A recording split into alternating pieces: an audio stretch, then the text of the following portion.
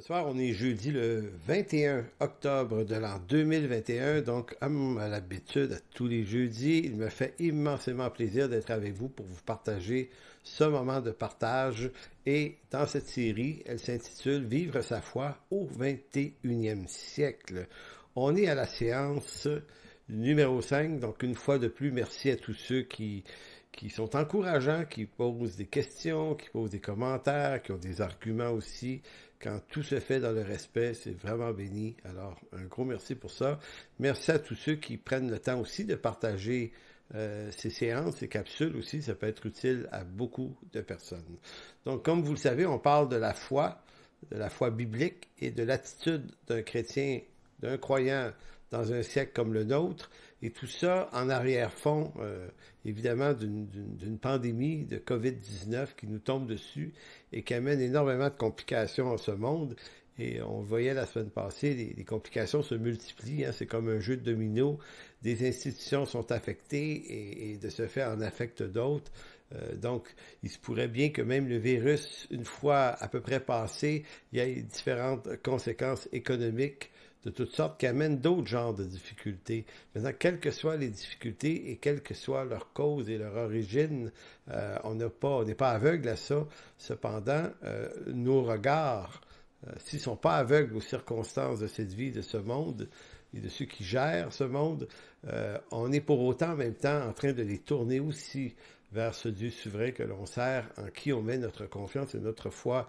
Et c'est un peu l'idée de cette série, comment s'encourager dans ça.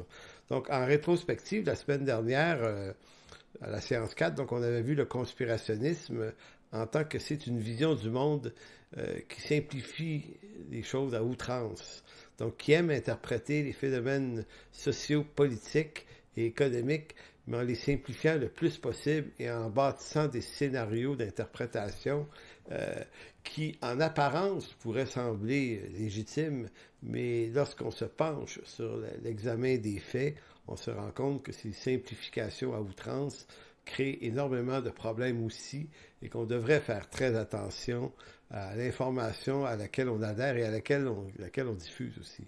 Donc ça, c'était un point la semaine passée. On a également parlé de l'élite mondialiste, Nouvel Ordre mondial et élite mondialiste. On a parlé de quoi il s'agissait, de qui sont-ils, que veulent-ils, qu'est-ce que c'est que cette histoire-là. Donc on a vu ça la semaine passée. On avait également vu le rôle du chrétien dans un monde perdu où la corruption sévit dans la plupart des institutions. Nos églises elles-mêmes sont pleines de pécheurs comme nous, corrompus potentiellement. Donc on vit dans un monde corrompu. Alors qu'est-ce que ça implique ça dans l'attitude et le rôle que ça nous donne dans un tel monde? Donc, on a vu également ça la semaine dernière. Cette semaine, au menu, on va s'intéresser à 3 points. D'abord, toujours dans le contexte de la pandémie, on va voir les différentes interprétations erronées des faits théologiques en rapport avec ça. C'est-à-dire que quelles sont les principales réactions des chrétiens que personnellement, avec lesquels je ne suis pas du tout d'accord, et je vais nommer quoi, et peut-être un nom ou deux également de certaines personnes dans les milieux américains, notamment chez les évangéliques, qui affirment un certain nombre de choses qui sont complètement absurdes par rapport aux faits théologiques bibliques. Donc, on peut essayer. Comment vous dire ça? C'est un peu comme s'il y a une partie du monde chrétien qui s'était abandonnée à des formes de fabulation que l'on croit être bibliques, mais qui en réalité ne le sont pas. Et donc, c'est important de se les mettre en lumière pour comprendre quels sont les pièges qu'on doit éviter. Donc ça, c'est le premier point ce soir. Le deuxième, on va parler de la souveraineté de Dieu et on va en parler quand même beaucoup. La souveraineté de Dieu, c'est une doctrine majeure dans l'Écriture. Ici, ce soir, ce ne sera pas souveraineté de Dieu dans son rapport avec l'élection et le salut. Ça, c'est tout un autre grand pan de la théologie sur la souveraineté de Dieu. Non, on va s'intéresser à la souveraineté de Dieu en rapport avec le caractère même de Dieu. Qui est Dieu? Et j'émets l'hypothèse que plus on comprend qui est Dieu, mais d'après sa parole, bien décrit dans sa souveraineté telle que Dieu, lui, se décrit dans sa parole, eh bien, ça devient un sérieux secours en période de crise. Et le troisième point, on va voir le Dieu qui suscite les héros de la foi. Il y a un chapitre dans l'Écriture Hébreux 11 qui parle des héros de la foi. Et des héros de la foi, il y en a eu par après aussi. Les apôtres en ont été. Et beaucoup de personnages d'hommes et de femmes de Dieu à travers l'histoire ont eu un comportement véritablement de héros de la foi, sont à l'origine de grands réveils et de grandes choses qui ont été à la gloire de Dieu. Maintenant, on va se questionner comment on devient un héros de la foi. Est-ce qu'on se suscite soi-même et on devient par son zèle et sa piété un héros de la foi? Ou est-ce que c'est plutôt Dieu qui suscite les héros de la foi? Et ça, c'est important. C'est très, très important dans une pandémie comme celle-ci, parce que ça vient montrer ou démontrer que Dieu est souverain aussi même dans le fait de susciter des personnes qui amènent par la main duquel arrivent des délivrances. Donc, introduction. Comme tout le monde, il est normal en temps de malheur et de crise d'éprouver de l'anxiété, mais aussi d'avoir des opinions différentes quant au sens qu'on peut donner à ce genre de situation. Et je dis ça d'autant plus que, il y a des médias actuellement, même ici au Québec, qui commencent à nous parler des conséquences économiques que ça peut avoir, la réduction de certains produits dans les épiceries, dans les magasins. Donc, attendons-nous dans les prochaines semaines à une relance de la chasse au papier de toilette, par exemple, et des trucs comme ça. Parce qu'effectivement, il va y avoir peut-être une difficulté. Il y a comme si l'économie, c'est pas l'économie tout à fait qui fonctionne pas bien, ça semble être plutôt un problème relié au transport des marchandises. Donc, ça pourrait créer de la rareté de certains produits importants. Maintenant, encore ici, donc c'est normal d'avoir un peu d'anxiété puis d'être éprouvé par ça. Donc, on ne se traitera pas de chardelle pour ça. Cependant, dans ce genre de situation-là, si les gens de ce monde sans espoir, eux, peuvent sombrer dans des anxiétés qui les amènent dans des états de panique, pour nous, les chrétiens, non, il me semble qu'il y a comme un Dieu fidèle qui nous protège, non pas qui nous protège des effets de ces moments-là, mais qui nous protège des fois même de nous-mêmes. Donc, les crises et les tempêtes, on va les traverser aussi. Puis peut-être qu'il va nous manquer des choses, puis peut-être que ça ne sera pas intéressant, puis peut-être que tous les prix de l'essence et des produits alimentaires, peut-être que ça va augmenter. Maintenant, on va avoir deux choix. Ou bien on va se mettre à chialer, à se plaindre, à murmurer, à chercher des boucs émissaires, être continuellement dans l'attaque, l'identification des coupables, parce qu'il y en a, forcément il y en a. Ou bien on va se laisser attirer par les valeurs bibliques, parce que je tiens à préciser que si vous vous dites chrétien, là, de quelque dénomination que ce soit, si vous affirmez être un chrétien et vous affirmez toute l'importance de l'Écriture dans votre vie et son autorité, bien, ça vous implique, ça vous impose une posture que vous impose l'Écriture. Donc, vous devez apprendre à marcher tel que l'Écriture le demande. Voilà. Donc, allons au premier point. COVID-19 et interprétation des faits erronés théologiques. Je vous donne des exemples ici. On m'a envoyé, il y a plusieurs mois de ça, ça fait probablement une année, un peu moins d'un an, mais à peu près. On m'envoie un lien qui mène vers une prédication du prédicateur charismatique américain bien connu, Kenneth Copeland. Vous connaissez probablement Kenneth Copeland. Donc, lui, durant une prédication, s'est mis à prier en maudissant au nom de Jésus la COVID-19. Laisse entendre que c'est un virus qui vient de Satan et du diable. Et ça, je nomme Copeland parce que, je nomme son nom parce qu'il l'a fait publiquement. Il a fait cette déclaration publiquement, fait qu'à partir du moment où c'est publiquement fait, on peut le contredire publiquement aussi dans ces cas-là. Donc, et cet énoncé-là, je l'ai réentendu de la bouche de bien des chrétiens ici au Québec, que tout ça est une affaire satanique. Donc, on n'aime pas ça, donc c'est Satan. Vous savez, ça s'appelle un raisonnement facilitateur. Quand j'aime une chose, elle est forcément une bénédiction de Dieu. Quand je l'aime pas, elle est forcément une malédiction du diable. Donc, lui, il fait ça. Puis, c'est un gros show, là, puis ça vibre dans la place. Mais il y a un problème avec la malédiction d'un virus. C'est que, dans l'Écriture, un virus ou une peste, ça ne se maudit pas au nom de Jésus ou au nom du Dieu d'Israël. En Israël, les pestes se soignaient. Et elles se soignaient par des quarantaines. C'est comme ça que... Et pourtant, on voit l'Israël dans le désert et partout, là, appliquait cette règle de la quarantaine. Donc, il n'y avait pas cette démarche de dire on va maudire la chose qui nous arrive. Non. Donc où est-ce qu'on prend ça qu'on peut, au nom de Jésus, maudire des choses? Alors, on va dire, oui, mais dans l'Ancien Testament, c'était pas pareil. Dans le Nouveau, on peut maudire des choses comme ça. Eh bien, non. Évidemment, Jésus a guéri des gens qui étaient malades de peste, de différentes affaires qui est arrivées, notamment la lèpre et tout ça. Mais les miracles de Jésus, faut-il se rappeler, répondaient à un énoncé d'Ésaïe 61 qui identifiait sa messianité. Il allait faire beaucoup de miracles, le Messie, et ces miracles n'avaient pas simplement pour but de délivrer quelqu'un d'un problème, bien que ça le délivrait, mais ça voulait montrer qui était le Messie, le moyen de le reconnaître.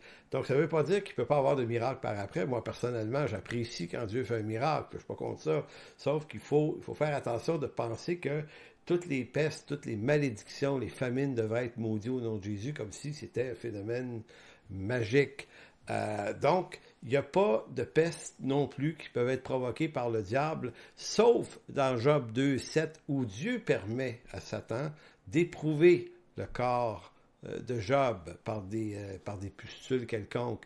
Mais c'est à peu près le seul exemple. Et encore là, personne ne va prier au nom du Dieu d'Israël pour que Job en soit défait. Il devait passer à travers cette situation. Donc, les pestes, dans l'Écriture, font partie des dérèglements de la nature depuis la chute.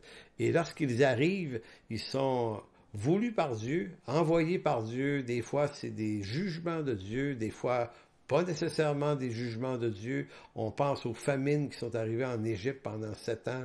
On voit ça à partir de Genèse 37, toute l'histoire de Joseph. Donc, il en arrive des histoires de même. Et il n'y a pas dans l'Écriture une action des héros de la foi pour les combattre par la foi au nom d'une délivrance quelconque, une malédiction contre Satan. Donc, quand on voit des prédicateurs faire ça, ben, ils ont simplement inventé un procédé que l'Écriture ne défend pas. Donc, on n'a pas à prendre ça au sérieux. Marcher avec Dieu, là, c'est marcher selon l'Écriture et non pas marcher selon ce qu'un tel dit de l'Écriture. Donc, on est tous responsables de comprendre l'Écriture et de ne pas adhérer à une idée, supposément parce que le type en question est bien connu, puis il y a beaucoup de monde qui l'aime. Tant mieux si bien des gens l'aiment, ça ne veut pas dire qu'il dit la vérité. Dans le livre des Actes, au verset 11, vous avez un exemple. Ici, on est dans le Nouveau Testament. Acte 11, 28 est écrit « L'un d'eux, du nom d'Agabus, se leva et annonça par l'Esprit qu'il y aurait une grande famine sur toute la terre. » Bon, une famine, c'est un autre type de problème, ça. Hein?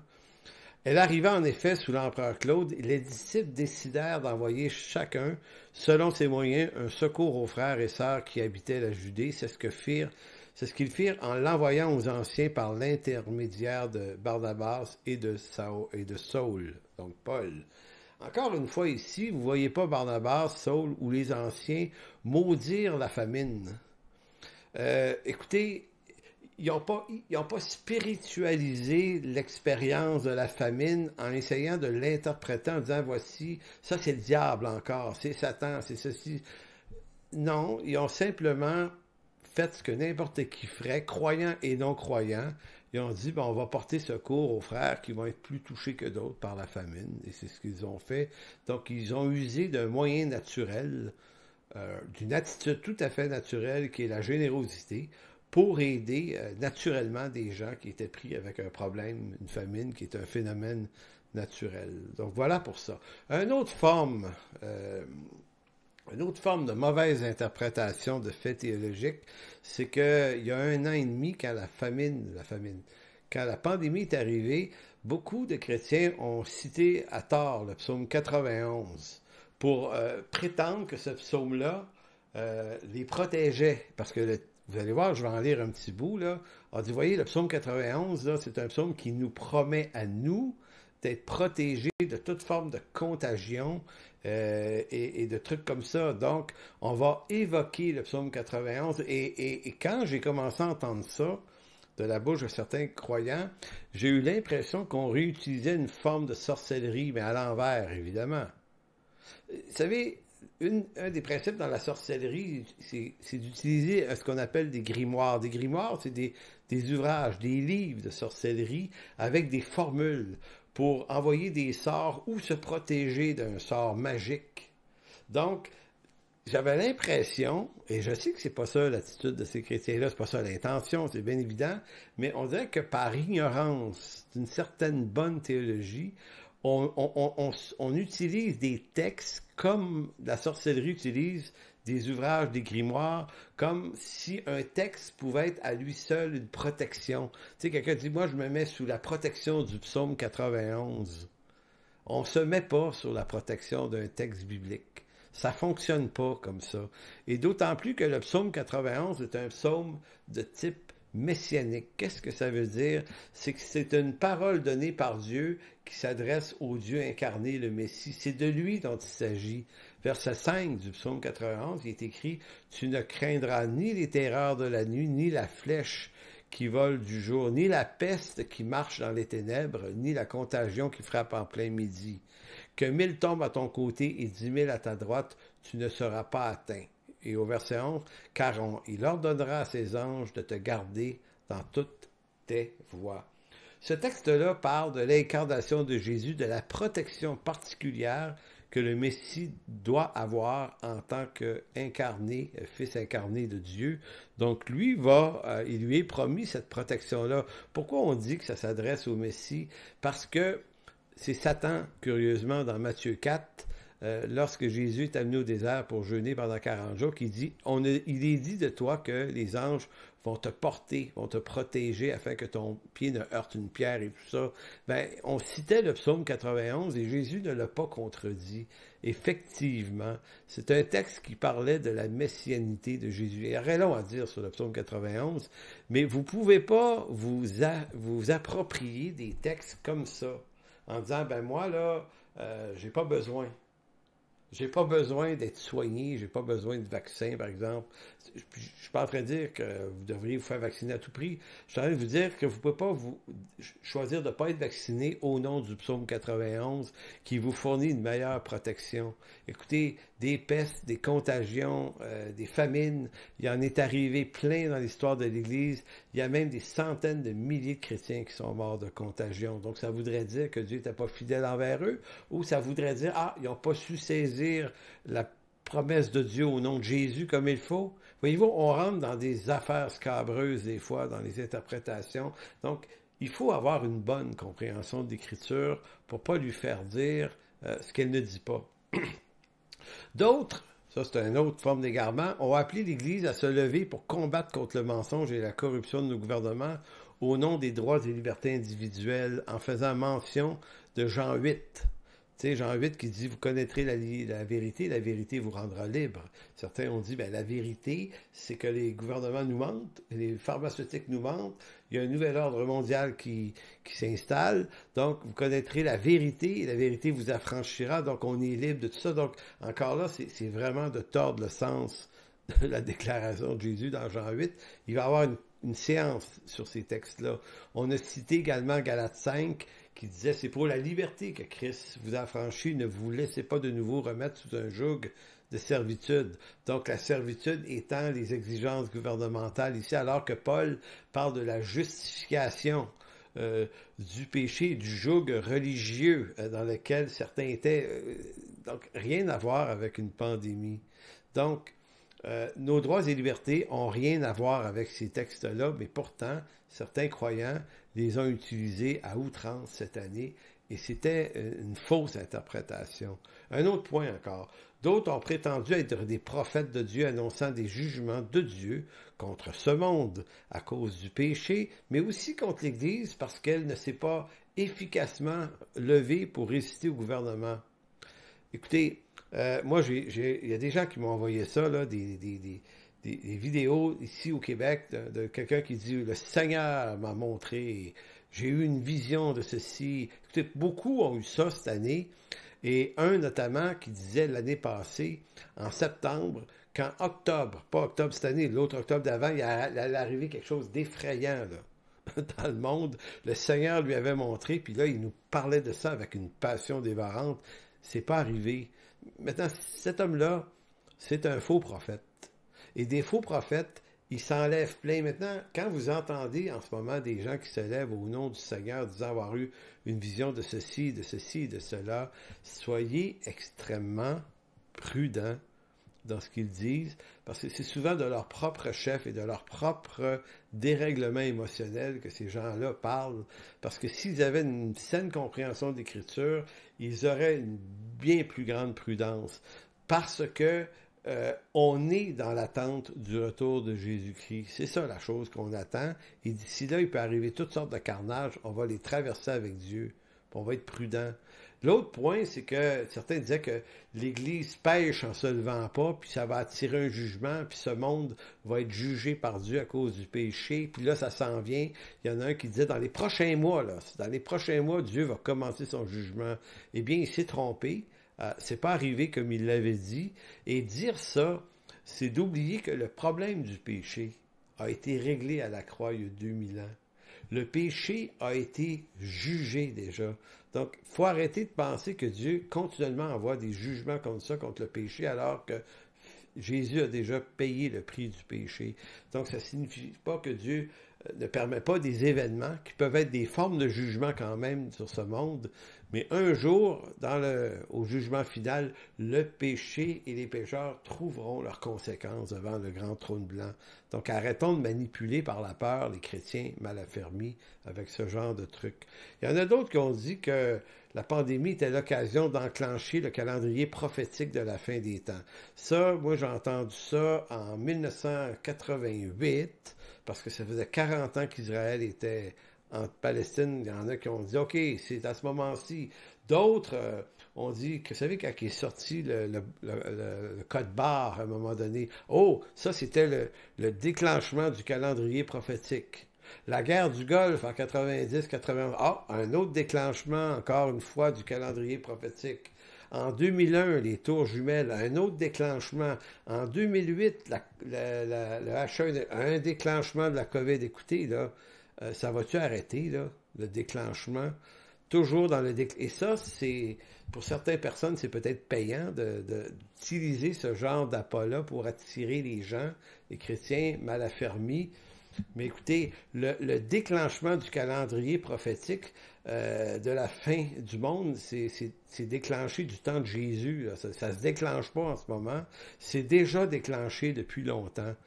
Et si le vaccin ou la grippe ou la pandémie était un déclenchement, moi je poserais la question à ces gens-là, je leur dirais, en quoi la grippe espagnole en 1919, il y a 102 ans, n'était pas, elle, un déclenchement aussi tant qu'à ça?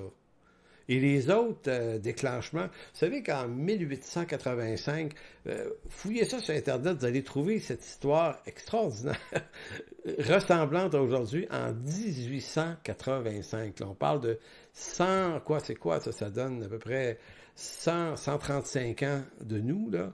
Il y a eu une peste de choléra dans la région de Montréal qui a tué 6000 personnes à l'époque. Il y a un vaccin qui est sorti, et des équipes médicales qui sont venues à Montréal, c'était beaucoup de médecins qui étaient anglophones, et il y a une règle municipale qui a été votée en quoi les Montréalais devaient se faire vacciner. Les entreprises de Montréal disaient, si vous ne vous faites pas vacciner, on vous met à pied. Quelque chose qui ressemble un peu à aujourd'hui. Écoutez, il y a 135 ans, la même affaire s'est passée à Montréal, et il y a eu une émeute. Il y a eu une émeute en 85. Les Canadiens français étaient réfractaires au vaccin, un peu comme beaucoup le sont aujourd'hui, et ont fait des manifestations, et un certain soir, ils ont tout cassé au centre-ville, notamment les fenêtres de l'hôtel de ville de Montréal ont été fracassées par une foule en colère. On a saccagé le centre-ville, en tout cas ce qui était le centre-ville de l'époque, et c'était pour des raisons similaires. Il y avait il y avait un complot. C'est ce que les Canadiens français avaient cru. Vu que c'était des anglophones beaucoup qui avaient des compétences médicales pour injecter un vaccin, on disait que c'était pour faire disparaître les Canadiens français du Canada, les éliminer pour que les Anglais s'emparent du Québec. C'était faux. C'était faux. Mais ça avait l'air vrai. Ça avait l'air vrai quand certains ont commencé à émettre, puis ils trouvaient toutes sortes de preuves, puis des espèces de preuves émotionnelles et circonstancielles. Il y a plein de monde qui ont tombé dans le panneau, puis ça a fait énormément de problèmes. Mais c'était faux. C'était faux. Maintenant, à tous ceux qui lancent des alertes là, sur des calendriers prophétiques, puis sur des prophéties, un instant, vous dites que les médias nourrissent la crainte et nourrissent la peur, ben avec des déclarations pareilles, on le fait encore plus. Donc, évidemment, puis il y a tous ceux qui ont vu dans le vaccin, c'est mon dernier point là-dessus, que c'était de paver la place, hein? Un vaccin, une puce cutanée avec des nanoparticules électroniques, et ça, c'est l'enclenchement d'un processus vers l'avènement de l'Antéchrist. Il y en a encore beaucoup qui le pensent. Écoutez, désolé, là, le vaccin, c'est pas ça du tout. Puis c'est pas que j'ai pas fait mes recherches. Si vous faites vos recherches et que vous allez chercher de l'information chez ceux qui vous lancent ce genre d'informations, évidemment, vous allez les croire. Mais encore une fois ici, c'est de la communication erronée sur le plan théologique. Donc, tous les dérèglements d'interprétation ont une seule et même problématique en commun, c'est l'ignorance complète, voire même partielle de la théologie de la souveraineté de Dieu. Notre monde évangélique s'égare dans une multitude d'interprétations souvent loufoques, faute de connaissance de qui est Dieu et de ce qu'enseigne l'Écriture au sujet de ce Dieu 3 fois saint et souverain. Parce que une des grandes raisons du salut en Jésus-Christ, c'est de connaître Dieu. C'est de connaître qui est Dieu dans sa personne, son caractère, l'étendue de sa puissance, donc sa souveraineté. Tous les chrétiens connaissent suffisamment leur Bible pour être en mesure de citer des versets. Hein? Mais c'est pas parce qu'on est capable de citer beaucoup de versets qu'on a nécessairement mis de l'ordre dans la théologie auquel appartiennent ces versets-là. L'apôtre Paul disait à son disciple Timothée, là, dans 2 Timothée 2,15, il disait « Efforce-toi, Timothée, efforce-toi, fais un effort, Timothée, de te présenter devant Dieu comme un homme éprouvé, un ouvrier qui n'a point à rougir, qui dispense droitement la parole de la vérité. » Ici, là, l'efforce-toi, c'est pas l'efforce-toi de faire plein de choses, puis d'avoir plein de piété. Oui, efforce-toi de ces choses-là aussi, mais ici, là, le efforce-toi, c'est concernant la parole de vérité. Orthotoméo, dispense droitement, les deux mots, là, dans le texte, c'est un seul, orthotoméo. Vous savez, orthophoniste, orthodontiste, c'est quelqu'un qui remet en ligne droite. C'est ça que veut dire orthotoméo, ça veut dire de gérer droitement. Certains dictionnaires grecs vont dire couper en droite ligne quelque chose. Donc l'écriture ne s'utilise pas comme on le veut. Elle s'utilise comme elle le veut. Donc on doit faire un effort de renoncer des fois à ce qui nous semble, à ce que nous semble nous dire un texte. On doit s'efforcer d'étudier et d'être des bons dispensateurs de cette parole, parce qu'à toutes les fois qu'on cite l'Écriture, c'est de la part de Dieu là, qu'on se met à parler. Et on ne peut pas faire dire à l'Écriture des choses que Dieu n'a pas voulu faire dire à ses textes en les utilisant à notre guise pour prouver des idées qu'on veut défendre. Donc, un des objectifs de l'Écriture, c'est de déconstruire nos systèmes naturels de pensée, de casser nos raisonnements facilitateurs et de reconstruire une réflexion, une pensée qui suit un processus que l'apôtre Paul appellera dans Romains 12,2, le renouvellement de l'intelligence. Notre intelligence doit être renouvelée, non pas parce qu'on en pense des choses, mais par la parole de Dieu et par Dieu. Donc, c'est pas une affaire d'expérience. Vous pouvez pas dire, oui, mais moi, là, je sens dans mon cœur, moi, le Seigneur m'a révélé. Tassez ça de la route, là, pour tout de suite. C'est ce que le Seigneur a écrit. C'est ce que le Seigneur a dit par écrit. C'est ça qui doit fonder notre réflexion et notre renouvellement d'intelligence. Ensuite, quand on aura l'impression que le Seigneur nous dit quelque chose, ce qui se peut, là, on va juger ce qui nous est dit parce qu'on a compris de l'Écriture. Donc, c'est l'Écriture qui va juger ce qui nous semble, et non pas l'inverse. Au-delà du fait que la première doctrine qui a le plus d'importance dans la vie d'un jeune croyant, c'est la grâce et le pardon. Hein? Quand on vient à Christ, on découvre le pardon et la grâce, l'amour de Dieu. Donc, on est en rapport avec ces doctrines-là qui ont des caractéristiques sotériologiques, donc en rapport avec le salut. Et ça, c'est notre premier niveau de connaissance biblique. Maintenant, ce qui doit suivre, ce qui devrait suivre dans nos églises, c'est d'instruire tout croyant, jeune croyant, sur l'importance d'une pleine et profonde connaissance de la souveraineté de Dieu, car de l'éclairage qu'on a de la souveraineté de Dieu, on se donne un éclairage sur toutes les autres doctrines. On se donne un éclairage sur les circonstances de la vie. La souveraineté de Dieu, après le salut, là, ça m'apparaît aujourd'hui comme étant la question la plus importante. Il y a des livres là-dessus, il y a des articles là-dessus, fouillez comme il faut, parce que quand c'est bien installé, là, cette structure de la souveraineté de Dieu, parce qu'on connaît qui est le Dieu qui nous a sauvés, ça vient tranquilliser énormément d'affaires dans nos vies. Ça nous montre comment Dieu fonctionne et on arrête de prêter à Dieu des actions ou des intentions que Dieu n'a pas. Deuxième point ce soir, le chrétien au 21e siècle dans la perspective de ce Dieu souverain. Donc, si la souveraineté de Dieu est une doctrine extrêmement importante pour un jeune croyant, ben, pourquoi? Ben, c'est parce que ça va le garder des gardes, ça devient un peu un garde-fou contre toutes les formes de déviation. Donc, parlons un peu de ça. Donc, l'histoire de l'humanité, c'est l'histoire qui est à la fois d'un chaos perpétuel causé par la chute, qui nous transporte d'une crise à l'autre, d'une guerre à l'autre, d'une famine à l'autre, d'une pandémie à l'autre, d'un gouvernement à l'autre. Et tout se fait toujours en fonction d'un phénomène de corruption par le péché. Donc, c'est à la fois ça, notre monde, mais c'est aussi, et tout autant, sinon plus, un monde déchu, mais en même temps soumis à 100% à la souveraineté de Dieu. C'est difficile de rattacher les deux, mais c'est comme ça. Il y a beaucoup dans l'Écriture ce type paradoxe qui est du domaine du ministère, de dire à la fois on s'est tourné vers Dieu en choisissant, puis à la fois Dieu nous a choisis d'avance.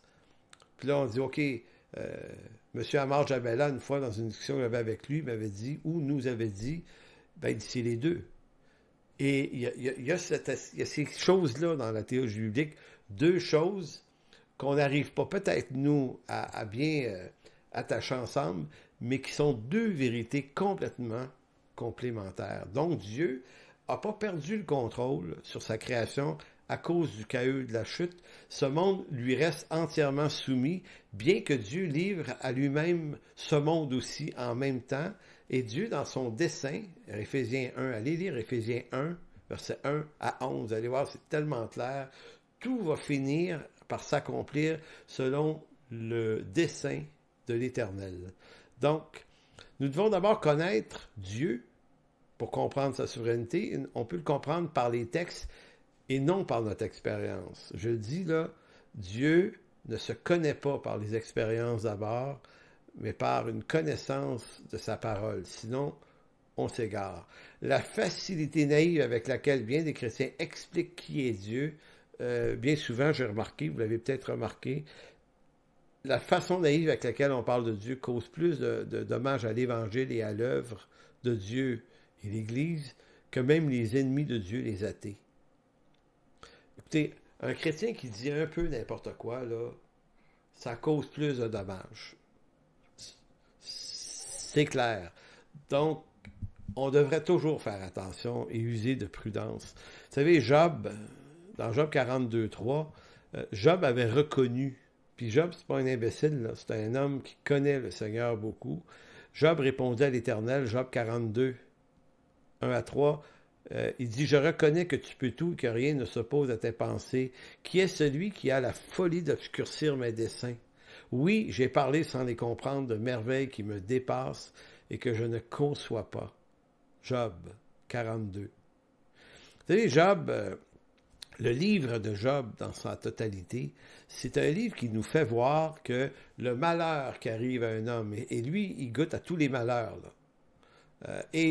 Nous, on sait que c'est le diable qui est derrière ça, mais on sait plus encore, c'est que c'est le diable qui agit selon la souveraineté de Dieu. Donc, il ne fait pas ce qu'il veut, il fait ce que Dieu lui permet. Mais c'est l'histoire de gens, d'hommes et de Job lui-même qui essayent d'interpréter le malheur en essayant d'appliquer toutes sortes d'idées, de règles, de lois à Dieu, de principes, et Dieu les traite d'insensés.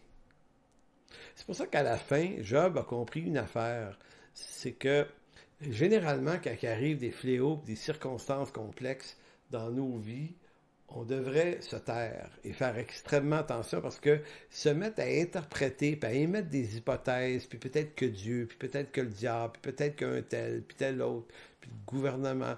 Quand on commence, nous, comme croyants, dans cette perspective chrétienne, à poser des hypothèses, il est presque certain qu'on va se tromper.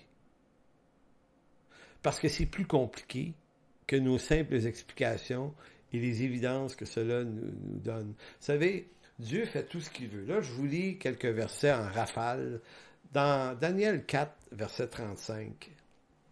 Vous savez, vous connaissez cette histoire dans le livre de Daniel, quand Nebuchadnezzar, le roi, a été humilié par Dieu pendant plusieurs années, puis il a brouté de l'herbe. Éventuellement, quand il sort de là, puis qu'il revient à son bon sens, et c'est Dieu qui le ramène à son bon sens, Nebuchadnezzar va dire, il agit comme il lui plaît avec l'armée des cieux et avec les habitants de la terre. Il n'y a personne qui résiste à sa main et qui dise, que fais-tu? Donc, et Daniel et Nebuchadnezzar ont compris un principe ici, c'est que Dieu règne au cœur du malheur. Malheur qu'il permet, malheur qu'il fait arriver.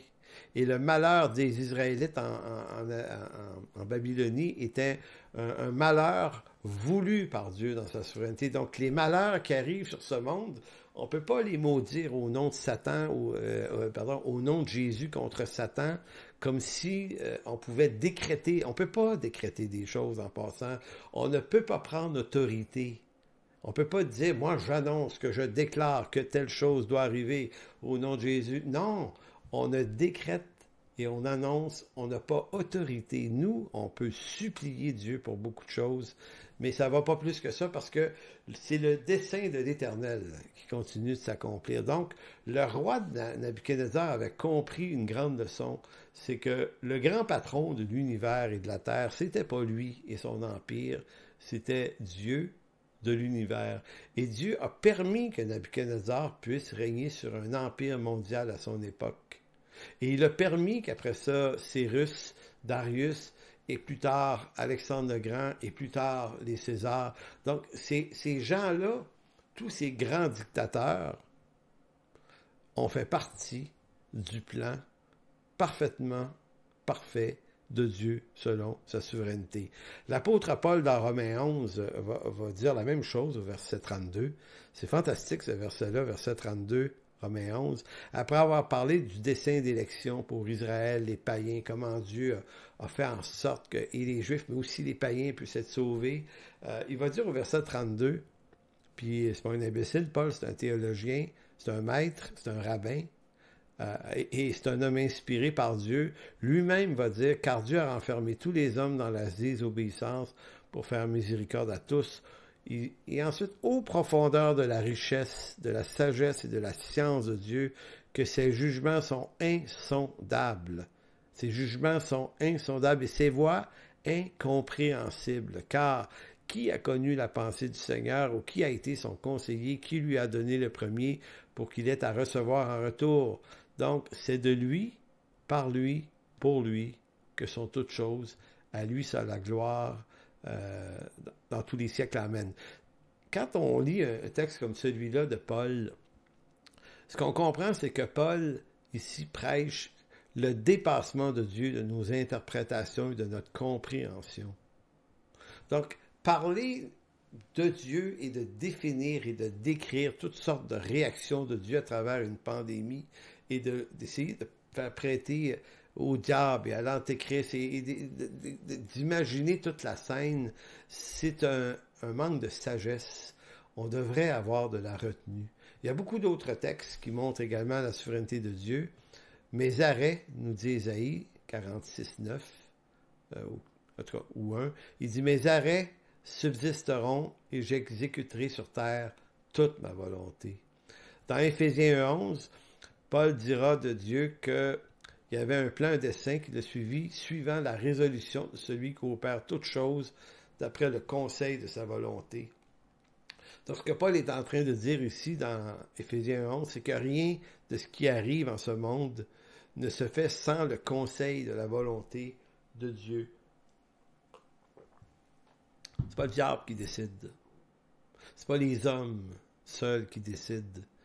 Dieu tient en contrôle ce monde et il permet ce qu'il permet. Il livre à lui-même des hommes, ça peut faire des carnages effectivement, mais de toutes ces choses, il a toujours prévu une provision. Dans le psaume 33:10, que toute la terre craigne l'Éternel, que tous les habitants du monde tremblent devant lui, car il dit et la chose arrive, il ordonne et elle existe. L'Éternel renverse les desseins des nations. C'est pour ceux qui craignent que les nations puis des grands de ce monde veulent faire des gouvernements de ceci ou de cela, l'Éternel renverse les desseins des nations, il anéantit les projets des peuples, les desseins de l'Éternel subsistent à toujours et les projets de son cœur de génération en génération. Psaume 33, versets 10 et 11. C'est quand même pas rien, là. Qu'est-ce que vous pouvez dire des intentions des gouvernements, et pour ceux qui s'affolaient dans l'élection de M. Trump et Biden, qui en font tout un gros chaos, écoutez, c'est 3 fois rien, c'est des courants d'air, ces gens-là. Il ne se passera pas des choses simplement en fonction des politiciens. Oui, du point de vue de l'homme sans Dieu, mais du point de vue de Dieu, pour nous qui sommes croyants, c'est Dieu là, qui règne, c'est pas ces gens-là. Donc, ces textes ne sont pas seulement une pure vue de l'esprit, là. Ils définissent qui est Dieu dans son caractère éternel, et on ne peut pas prendre ça à la légère. Ces textes-là nous parlent de l'étendue, de l'autorité, de la toute-puissance de Dieu. C'est pourquoi les apôtres ont instruit les chrétiens de la première génération en structurant leur pensée sur l'idée que Dieu est souverain en toutes choses. Et de ce fait, notre conduite, nous, dans la vie de tous les jours, doit s'accorder avec la vérité qui éclaire toutes les autres vérités, c'est-à-dire la souveraineté de Dieu. Maintenant, on est dans cette expérience, je le dis depuis 1 an, la COVID-19, c'est vraiment une expérience intéressante et un moyen vraiment efficace de s'exercer à la piété et à faire confiance en Dieu et que notre christianisme cesse d'être simplement une fréquentation d'église le dimanche pour écouter un bon message, pour chanter une couple de cantiques et avoir bien du fun. Ben correct ça là, mais ici, là, on va aller dans une foi, puis une réalité de l'Église beaucoup plus virile qui est de s'attendre à Dieu et non pas de juste gosser sur le fait de savoir si on peut se réunir entre 10h et midi le dimanche matin. L'Église existe 24 heures par jour, 7 jours par semaine. Il y a plein d'autres heures pour être l'Église et si on est dérangé par les situations actuelles du dimanche matin, c'est qu'on a oublié que l'Église n'est pas un bâtiment, mais une communauté d'hommes et de femmes qui peuvent prendre soin les uns des autres par toutes sortes d'autres moyens. Et si tant est qu'on était persécuté et interdit d'existence à cause de Jésus-Christ, eh bien, on deviendrait probablement, comme en pays communiste, underground. Et on continuerait à prêcher l'Évangile parce que nous dirions comme Jean et Pierre, non.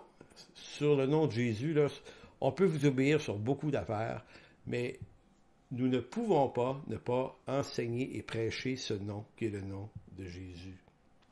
Donc c'est pour ça que je dis que si la grâce de la justification du salut est une doctrine primaire, primordiale et essentielle qui éclaire tout le champ théologique de la doctrine du salut, eh bien la souveraineté de Dieu est la vérité qui transcende tout ce qui est en rapport avec notre conduite, nos attitudes, nos comportements de foi en ce 21e siècle, puisque cette série s'appelle la foi, vivre sa foi au 21e siècle. Là, je vais vous demander de tourner dans un autre texte, 1 Pierre 5, 20. 1 Pierre 5, 20, c'est un texte assez particulier. Euh, c'est un des textes, je dirais, les plus clairs. Et c'est intéressant parce qu'on cite souvent Paul, mais ici, là, Pierre a parlé de notre conduite. Et Pierre vit dans un monde qui n'est pas facile, qui est beaucoup plus difficile que le nôtre. Pierre a été arrêté à quelques reprises pour l'Évangile. Et donc, il a subi des problèmes avec les autorités juives, mais les autorités romaines aussi. On voit ça dans le livre des Actes. Et lui va dire au verset 17, 1 Pierre 5, 20, en fait, 1 Pierre 5, 17, pardon, il dit, si vous invoquez comme Père celui qui juge selon l'œuvre de chacun. Donc, reprenons ça. Là. Si vous invoquez, est-ce que vous invoquez le Père? Oui. Bon, il dit, si vous êtes de ceux qui invoquent le Père, et, celui qui juge selon l'œuvre de chacun sans exception de personne, virgule, c'est comme s'il disait, alors, ben, conduisez-vous avec crainte pendant le temps de votre pèlerinage.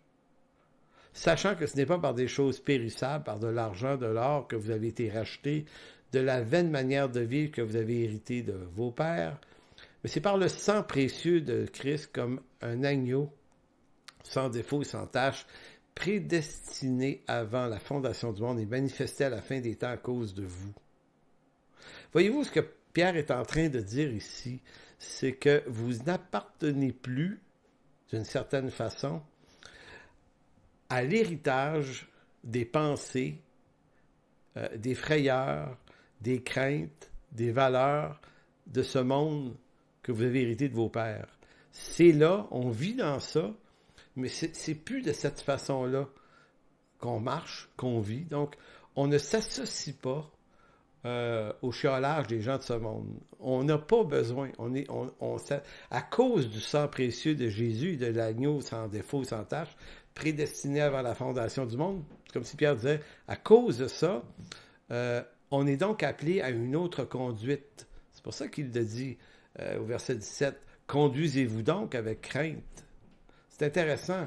Verset 21, « Qui, par lui, croyait en Dieu, lequel l'a ressuscité des morts et lui a donné la gloire, en sorte que votre foi et votre espérance reposent sur Dieu. » Si on décortiquait le texte, ça prendrait 1 heure ou 2 là, pour comprendre que Pierre est en train de dire, parce que vous avez été rachetés par le sang, vous appartenez à un nouveau royaume et les règles de vivre, les façons d'être, de se conduire selon ce royaume, mais dans le royaume de ce monde, vient changer qui vous êtes face aux gens de ce monde.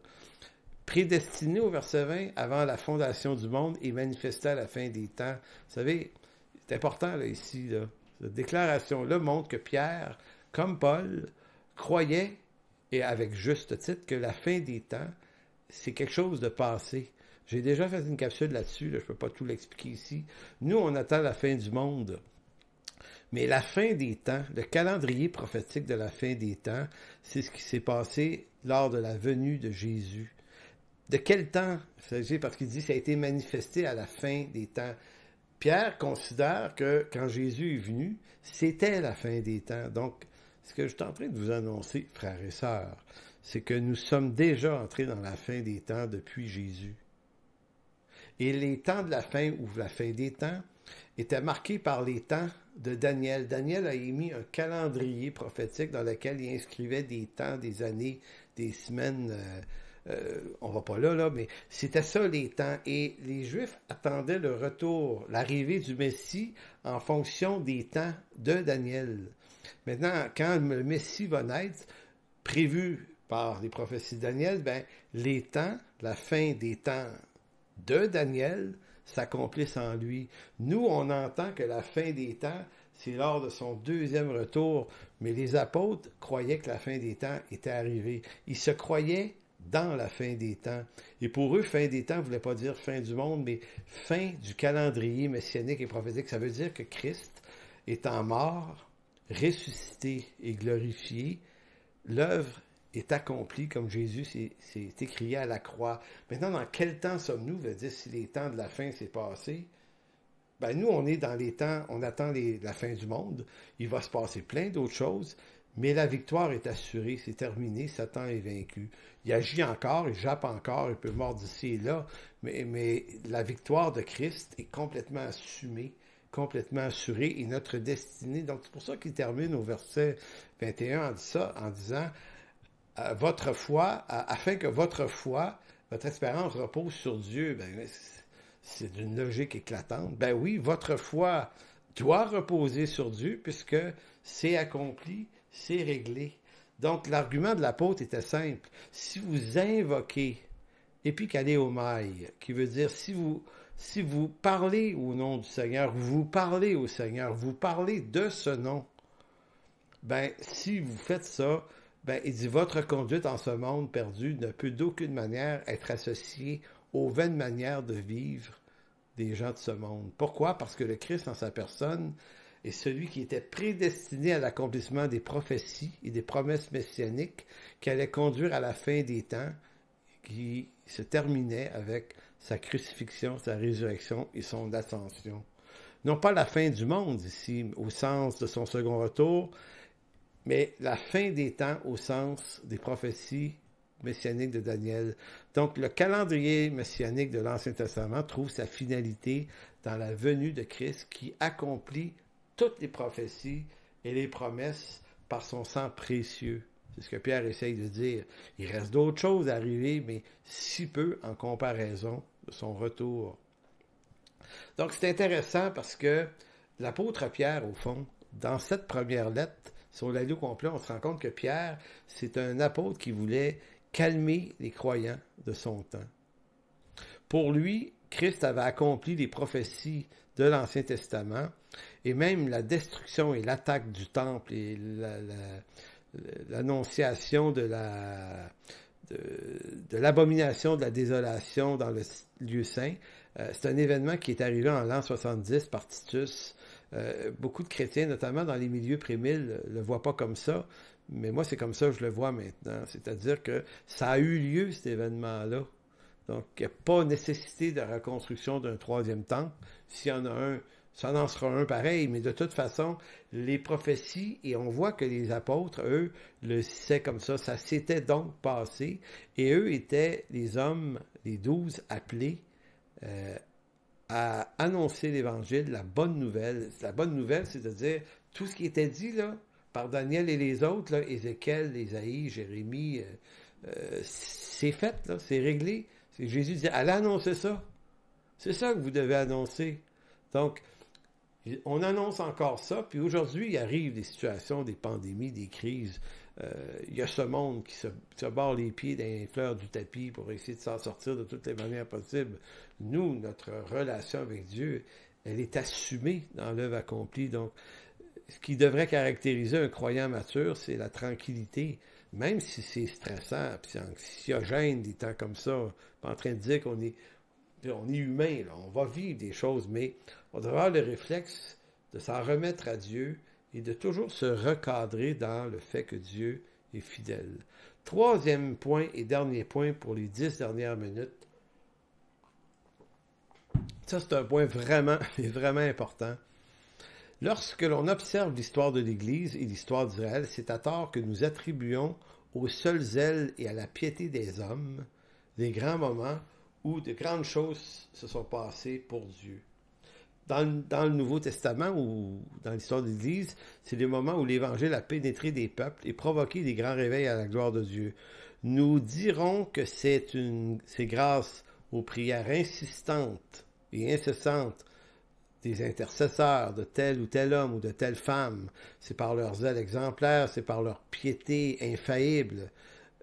On a tendance à dire, c'est parce que ces hommes-là, on peut parler de D.L. Moody, puis de Daniel Nash, puis de Charles Finney, puis de Spurgeon. On peut nommer plein de personnages qui ont été identifiés à des grands réveils ou à des grands événements chrétiens, puis souvent, on va attribuer à leur piété et à leur zèle la décision de Dieu d'intervenir et de les récompenser de leur labeur, comme si les grands réveils et les grandes bénédictions dépendaient du zèle des hommes. Maintenant, Dieu se sert du zèle des hommes. Dieu, mais en réalité, quand on regarde comme il faut, l'Écriture on se rend compte que Dieu les a suscités, ces hommes-là. Dieu, en d'autres mots, vous et moi, on ne fera pas arriver un réveil. Mais si Dieu décide par nous de faire arriver un réveil, eh bien là, ça se peut.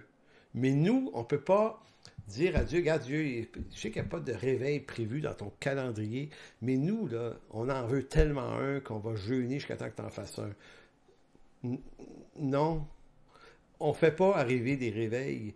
Mais Dieu peut susciter dans une ville, dans un pays, des hommes et des femmes qui vont jeûner pour un réveil, et là, il va en avoir un. C'est que tout part de l'intention, de la volonté de Dieu.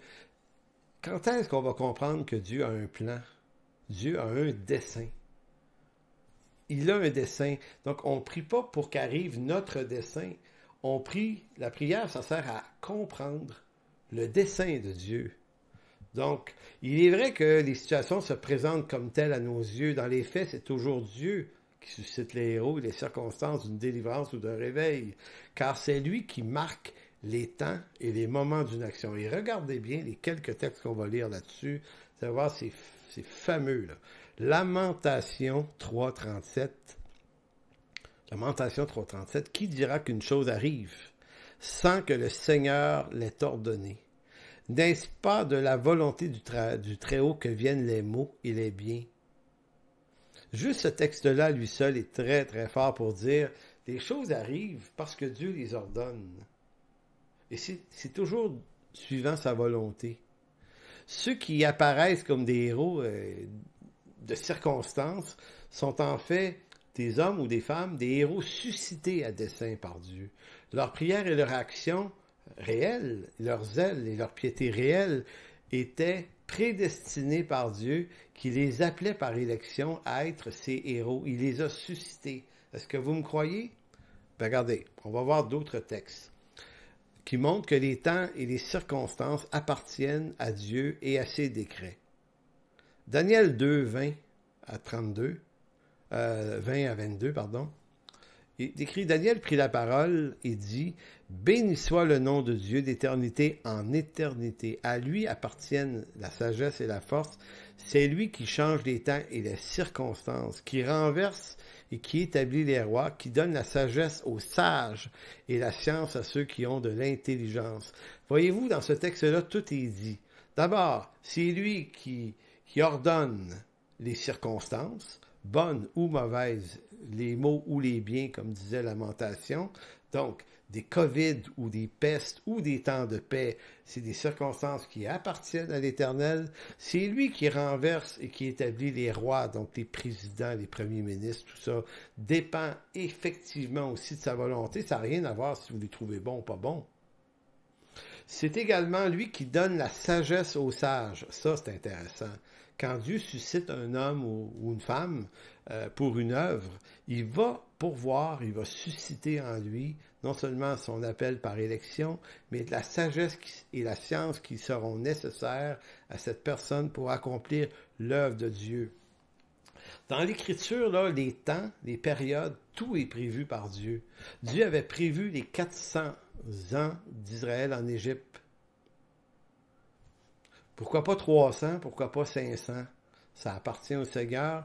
Dieu avait prévu pendant 400 ans, ils vont être là. Au bout de 400 ans, ils sont sortis. C'était pas un pharaon quelconque qui allait empêcher ça. Dieu s'est ri de Pharaon. Il y a eu les 40 ans au désert. Il y a eu les 70 ans à Babylone. Dieu est maître de ces périodes de temps-là dans lesquelles il place ses serviteurs. Que ce soit dans l'Église ou que ce soit en Israël, Dieu n'a jamais changé. C'est même Dieu qui a suscité le Messie. La venue du Messie, là, fait partie de l'agenda de Dieu. Donc, c'est pourquoi nous devons vivre les circonstances actuelles comme étant toujours pleinement de Dieu. Le verbe « susciter », on va voir ça dans le Nouveau Testament et dans l'Ancien Testament, le mot « susciter » se traduit par « agéiro ». Agéiro veut dire réveiller, faire lever. Donc, quand Dieu suscite un homme, c'est lui qui l'éveille, qui le réveille à faire sa volonté. Donc, aucun homme ne devient un héros de la foi autrement que par élection, c'est-à-dire par un appel divin, par vocation. C'est aussi Dieu qui agit dans tout le processus de l'action du héros, de telle sorte que la délivrance n'arrive jamais autrement que par la seule main de l'Éternel. La vie chrétienne ne consiste pas à se donner une foi qui fait de nous des héros comme si la délivrance dépendait de notre bon vouloir, de notre foi, de notre piété personnelle, mais consiste plutôt à regarder la délivrance que Dieu amène en utilisant des hommes par le pouvoir de sa seule volonté. Vous avez dans Genèse 45 ce texte de de Joseph, qui le montre très bien.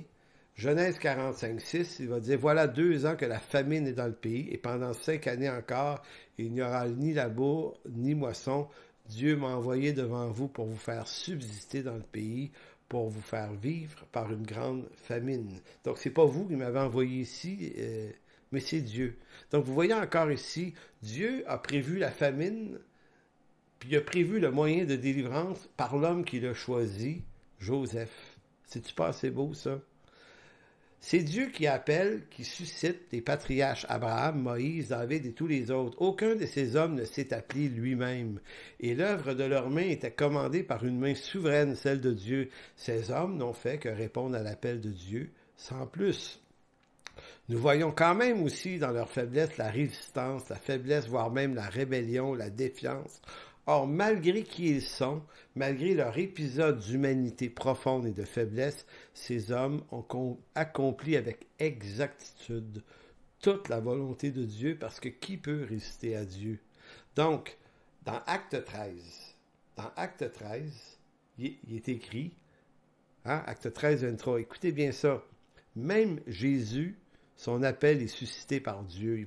Il est écrit, c'est de la postérité de David que Dieu, selon sa promesse, a suscité, et Jéhéro, à Israël, un sauveur qui est Jésus. Donc, même le Christ ne vient pas de sa propre décision, il vient en soumission au Père. Je ne vous lis pas le texte, mais vous pourrez le voir dans Jérémie 32, 26. Dans Jérémie 32, 26,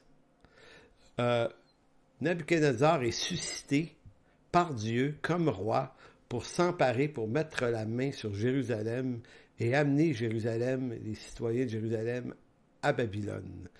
Donc Dieu a suscité le moyen, puis il a suscité le personnage Daniel, qui va être un acteur important dans la délivrance aussi, et tous les autres là, qui ont servi par après, Esdras, Néhémie et tous ces gens-là. Vous avez dans Romains 9, 16, « Ainsi donc, cela ne dépend ni de celui qui veut, ni de celui qui court, mais du Dieu qui fait miséricorde. Car l'Écriture dit à Pharaon, je t'ai suscité, et j'ai héros à dessein pour montrer en moi ma puissance, afin que mon nom soit publié par toute la terre. » Donc, Pharaon, c'est pas un obstacle à Dieu, à Moïse et à Israël. Dieu dit, non, c'est moi qui l'ai mis là. Fait que Moïse va voir, tu vas lui demander qu'il laisse partir ton peuple. Puis à un moment donné, au bout de 10 visites, là, il va te laisser partir. Pourquoi? Parce que c'est moi l'Éternel. Et vous avez dans Ésaïe 45 la même histoire concernant Cyrus.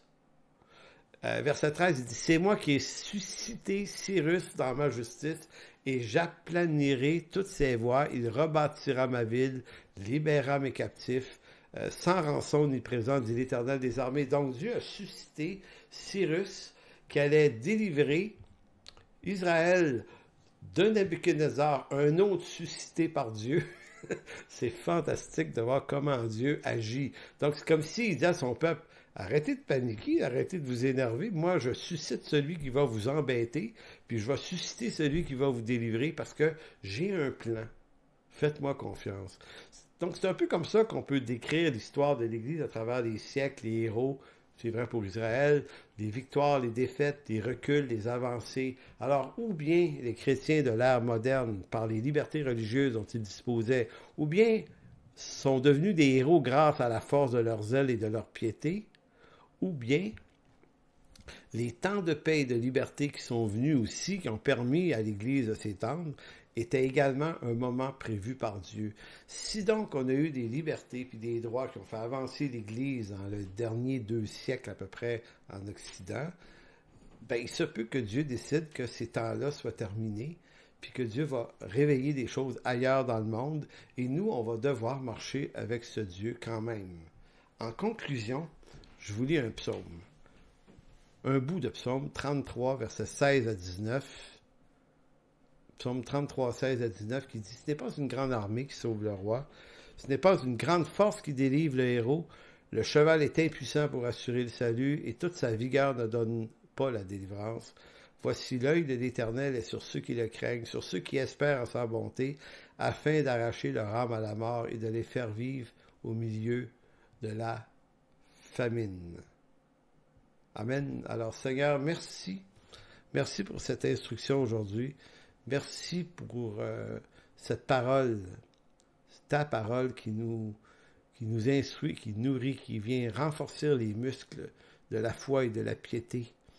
Parce que Seigneur, le but, c'est qu'on te connaisse et qu'on te connaisse tel que ce Dieu tout-puissant, en qui on met notre confiance et en qui également on va trouver du repos. Alors merci, merci pour tout ce que tu permets dans le nom de Jésus. Amen. Donc, je vous remercie beaucoup. Dépassé de quelques minutes encore, mais que voulez-vous? C'est comme ça. Donc, que Dieu vous bénisse. On se revoit donc jeudi prochain, même heure, même poste. Bye bye.